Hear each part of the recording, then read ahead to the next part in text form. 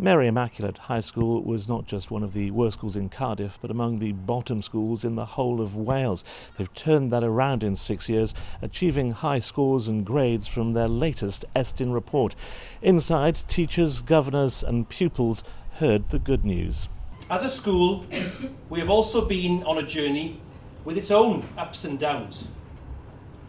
A few years ago, Mary Immaculate High School, a school that serves some of the most deprived wards in Wales, was earmarked for closure. Results were poor, expectations were low. The poor headlines at the time reflected a community at its lowest ebb. However, with the dedication of both my predecessor and the staff as a whole, things were turned around.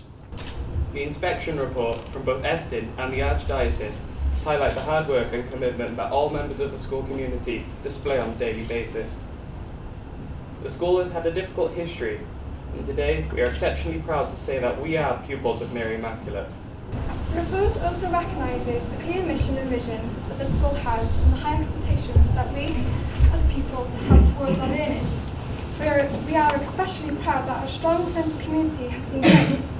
The work that the school has done to support the most vulnerable students have been highly commended, with the work of the bridge identified as sector leading. We know that those students who have used the bridge facility value the support, care and guidance that the staff and its programmes provide. It's an honour for me to be head teacher of this school and the journey that it's made over the last couple of years, from being a school that was earmarked for closure in 2009 to now we're top of the class. Some fantastic results from Estin. They've lauded our success and the hard work that we do with our young people, and I'm very proud of them and of my colleagues. And obviously for the staff here, it must have been such a difficult job motivating people. When you are earmarked for closure and things are that low, it must be so hard to motivate people and get things right. Well, my predecessor put in place practices and ideas that move things on with staff, but they bought into that because they saw that it transformed lives. Education transforms lives, and for the young people that we have here, some of them come from very deprived backgrounds. It's of the utmost importance that we're able to do that and to make a difference to them. And the inspector said that the school made sure that every pupil was important. Absolutely, and that's what underpins our success. No one is left behind. We focus on every individual, we work hard with every person.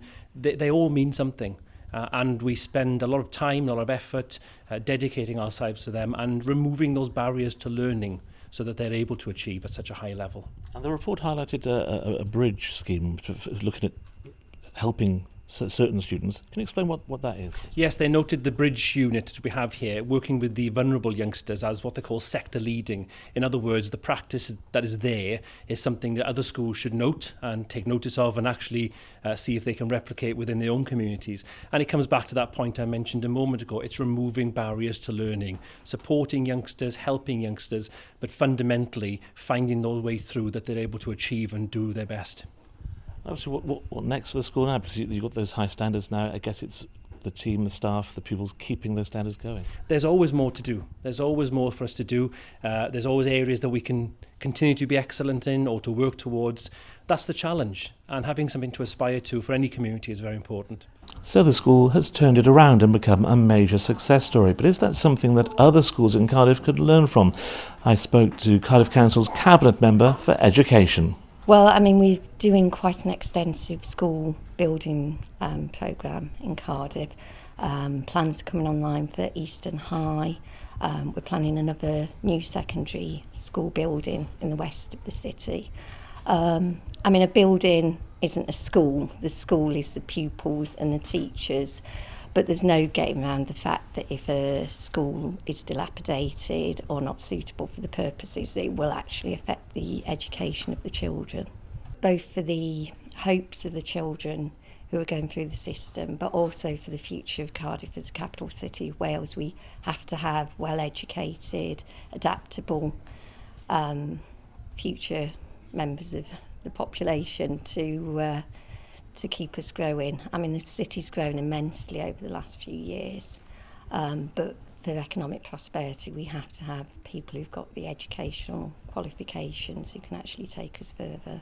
Children from some of Cardiff's poorest and most deprived areas are taught here, and after today's excellent Estin report, the head teacher insists they'll continue to give every child the best education they can get.